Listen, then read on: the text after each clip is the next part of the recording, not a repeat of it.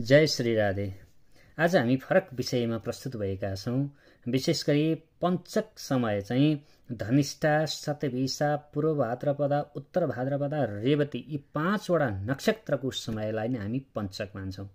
पञ्चकमा के गर्न हुन्छ, के गर्न हुँदैन भन्ने कुराहरू हामीले ख्याल गर्नुपर्ने हुन्छ।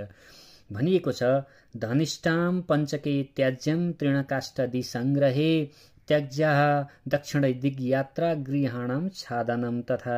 यो एउटा सानो श्लोक मात्रै हो, धेरै कुराहरू छन्, तर योले के बताउँछ त भन्दा दक्षिण दिशाको लामो यात्रा चाहिँ गर्दै नगर्नु, दक्षिणपट्टिको लामो यात्रा गर्दै नगर्नु, सकिन्छ कतैपट्टिको नि लामो यात्रा नगर्नु, कुनै दिशाको पनि।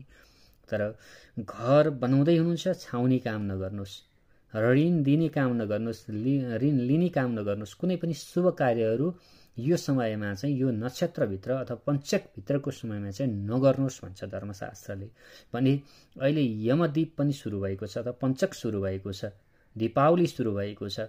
यसलाई पनि हामीले विशेष ख्याल गर्नु होला। यो समय के को लागि हो र मैले के कर्म गर्दैछु भन्ने कुराहरू पनि विशेष ख्याल गर्न जरुरी रहन्छ। जय श्री राधे।